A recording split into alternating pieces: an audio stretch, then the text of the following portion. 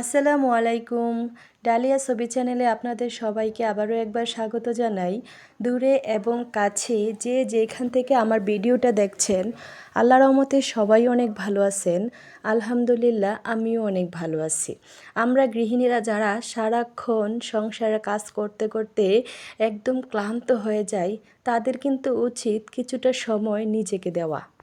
এতে করেই কিন্তু যেই একঘেয়েমি ভাবটা আমাদের সংসার থেকে চলে আসে আমাদের ভিতরে, ওই একঘেয়েমি ভাবটা কিন্তু দূর হয়ে যায়। আমরা কিন্তু কাজের প্রতি আরেকটু মনোযোগী হই আর আমাদের মনটা খুবই ভালো থাকে। তাই সব গৃহিণীদেরকে উচিত কিছু সময় ঘুরতে যাওয়া, বাচ্চাদেরকে নিয়ে বেরিয়ে পড়া, আর এতেই কিন্তু আমাদের মনোবলটা খুব ভালো হয়। আজকে আমি কক্সবাজারের উদ্দেশ্যে চলে যাচ্ছি। এটা কিন্তু আমার অনেক দিন আগেরই প্ল্যান ছিল যে আমি এই কক্সবাজার যাব, যেহেতু আমার এই জায়গাটা খুব স্বপ্নের একটা জায়গা ছিল, এটা দেখার খুবই ইচ্ছা ছিল। সেই জন্য আমাদের স্কুল থেকে যে শিক্ষা সফরের আয়োজন করা হয়েছিল 4 দিন ব্যাপী, সেইখান থেকে আমি ওখানে যাওয়ার জন্য প্রস্তুত হয়েছিলাম। আর এই যে দেখতেছেন, আমরা কিন্তু রাত্রে 12টার দিকে আমরা বাস ছাড়ছিল আমাদের, আমরা কিন্তু এর আগে কিন্তু সবাই বাসে ওইঠা গেছিলাম। আর বেশিরভাগ কিন্তু টিচার ম্যাডামরার সাথে কিন্তু স্টুডেন্টরাও খুবই আনন্দের সাথে কিন্তু আমরা যাইতেছিলাম।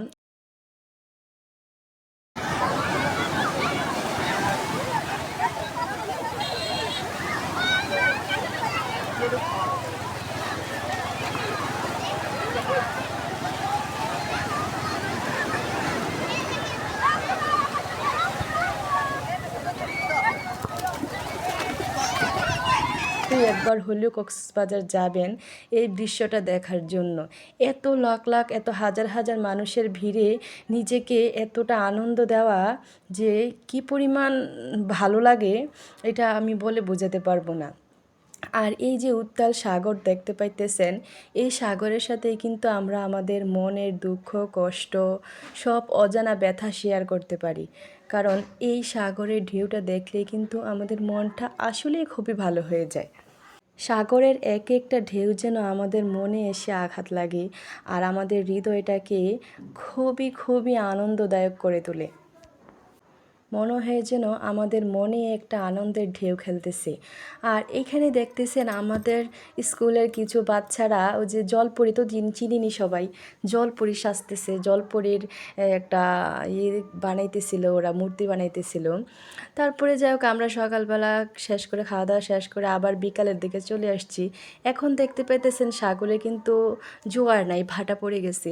আর সব সময় কিন্তু সকালের দিকে যেরকম একটা জোয়ার থাকে, বিকালে কিন্তু এই জোয়ারটা আর থাকে না। অনেক পানিটা কিন্তু অনেক নিচে চলে আসে। আর এই নিচে আসার ফলে কিন্তু এই যে বিচের ভিতরে শামুক, ঝিনুক, তারা মাছ বা বিভিন্ন রকমের শামুক, ঝিনুক পাওয়া যায়। আর এই দৃশ্যটা দেখতে কিন্তু আরও সুন্দর। তবে সকালের দৃশ্যটা দেখতেও কিন্তু অনেক সুন্দর। আর এখানে আমার ছেলেরা এত দুষ্টুমি করতেছিল, ওরা দেখতেছে না একটা আর একটার উপর ওইটা ঝাঁপাইয়া পড়তেছে। পানি দেখে ওদেরকে আর সামলানোই যাইতেছে না, ওরা মনে হয় যে সারাক্ষণই পানির ভিতরে থাকতে পারবে। আর আমি তারপরে বাসায় হোটেলে চলে গেলাম। সকালে রাত্রে ঘুমানোর পরবর্তীতে আবার সকালে ওইটা ব্রেকফাস্টটা শেষ করে কিন্তু আবার আমরা যেখানে সাগরের দিকে চলে যাব, যেহেতু সাগরটাই দেখতে আসছি। আবার সাগর দেখার পরে কিন্তু আমরা আবার হিমছড়ি, ইনানি, তারপরে আবার অন্য বা আছে যে শুটকি আনার জন্য, ওইখানেও কিন্তু সবাই যাবে। তো যাই হোক, আবারও আমরা সাগরের পাড় চলে আসছি সকালে নাস্তা টাস্তা শেষ করে। এখানে আমরা সবাই একসাথে বসে খুবই গল্প করতেছিলাম, গান গাইতেছিলাম, মজা করতেছিলাম। আর এই ছাতার নিচে আমরা অনেকক্ষণ বসে আবার রেস্টও নিছিলাম। আর এই ছাতার নিচে বসে বসে দেখাটার মজাটাও কিন্তু অন্যরকম। সারাক্ষণ পানিতে ভিজার পরবর্তীতে যখন আইসা একটু রিল্যাক্স করা হয়, তারপরে বিভিন্ন রকম শুকনা খাবার আছে, ওগুলো খাইয়া বসে বসে দেখা উপভোগ করাটার মজাটাও কিন্তু অন্যরকম হয়। তারপরে আবার আমাদের এইখানে কাজ শেষ করে আনন্দ উপভোগ করে আমরা আবার চলে যাইতেছিলাম হোটেলের দিকে। আর সবাই এখানে বসে একটু দুষ্টুমি করতেছিলাম, ছবি টবি উঠাইলাম। ছবি টবি উঠানোর পরবর্তীতে আমরা আবার আমাদের হোটেলে চলে যাব, যেহেতু আমাদের দুপুরের সময় হয়ে গেছে, আমরা খাবার খাবো। দুপুরে খাওয়া দাওয়া শেষ করে আবার যখন বিকালের দিকে আসলো, তখন কিন্তু আমরা আবার হিমছড়ি আসছিলাম। হিমছড়ি পাহাড় যেহেতু আমি একটু কম উঠতে পারি, পায়ে ব্যথা হয়ে যায়, আমি আর পাহাড়ে উঠি নাই। পাহাড়ে না উঠে আবার আমি বিচের দিকে চলে এসেছি। আমার সাগরটাই সবচেয়ে বেশি ভালো লাগে। পাহাড়ও ভালো লাগে, তবে খুব কমই ভালো লাগে। সাগরটাই আমার সবচেয়ে বেশি ভালো লাগে। আর এখানে আমি আইসা একটু ছবি টবি উঠাইলাম, কিছু শামুক টোকাইছি। আমাদের সাথে যে ম্যাডামরা ছিল, ওরা কিন্তু অনেক শামুক টোকাইছিল, তারা মাছ নিয়েছিল। তো আমি যেহেতু শাড়ি পরছিলাম, আমি আর শামুক টোকাইতে পারিনি, আমার শাড়ি নষ্ট হয়ে যাব। সেই জন্য আমি একটু হালকা মৃদু বাতাস উপভোগ করা ভালোভাবে ওই ছবি টবি উঠাইয়া তারপরে কিন্তু আমরা আবার রাত্রে আবার চলে গেছিলাম। রাতে আবার হোটেলে যাওয়ার পরে খাবার দাবার শেষ করার পরবর্তীতে আমরা আবার রাত্র 11:30 বাজে আবার বাড়ি ছিলাম। কিছু মাছ খাবো, সাগরের মাছ, যেহেতু আসছি কক্সবাজার আর সাগরের মাছ খাবো না এরকম তো হতে পারে না। অবশ্যই আমরা সব কিছু মজাটা ট্রাই করব। তারপরে প্রথমত ঘুরে ঘুরে আমরা দেখতেছিলাম যে কোন মাছটা খাওয়া যায়। দেখতে কিন্তু সবগুলা মাছই অনেক সুন্দর লাগতেছিল। কাঁকড়াটা কিন্তু দেখতে অনেক সুন্দর লাগতেছিল, কাঁকড়াগুলো অনেক স্বাদ হয় আমি শুনছিলাম। তারপরে শেষ বেশ বাছাই করে আমরা কিন্তু একটা বড় একটা টুনা মাছ নিছি। আর এই মাছটার ওজন ছিল 5.5 কেজির মতো। আর এই মাছটা অনেক চামড়াটা মাছের অনেক শক্ত ছিল।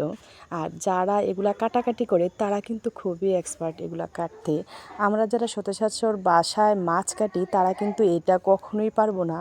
ওনারা এত সহজে কেচি দিয়ে এত সুন্দর করে মাছটার চামড়াটা উঠাই ফেলছে, মানে জাস্ট অসম্ভব সুন্দর লাগছে দেখতে। এইটা চামড়াটা উঠায়া তারপরে ছোট ছোট এটাকে পিস করে এটাকে ফ্রাই করা হবে। আর মূলত ফ্রাই করে খেলেই কিন্তু এটা অনেক মজা পাওয়া যায়।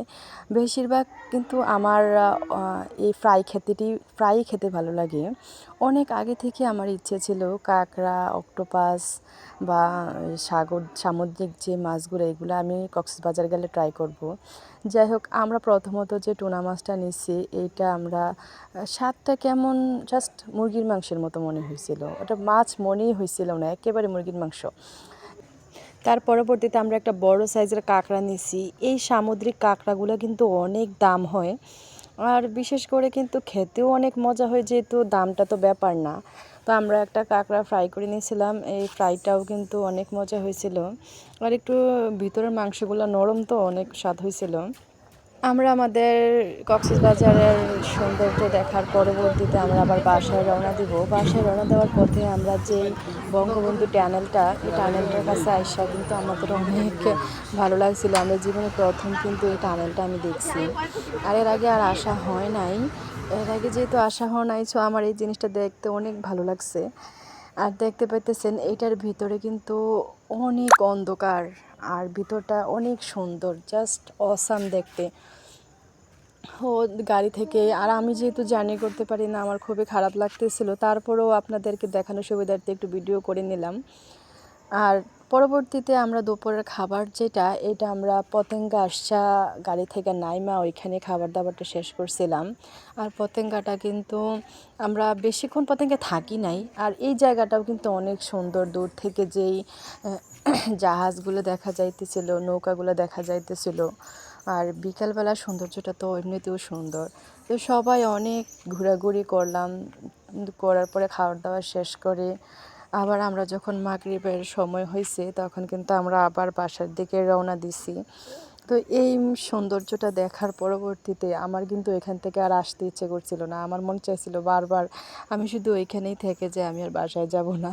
কিন্তু যেহেতু আমাদের সংসার জীবন, আমাদের ওই কাজটা তো আমাদের চালাইয়ে যাইতেই হবে, তো সংসারে আবার ফিরে আসতেই হবে। তো শেষমেশ আমরা আবার বাসার দিকে রওনা দিয়েছিলাম। সবাইকে ধন্যবাদ।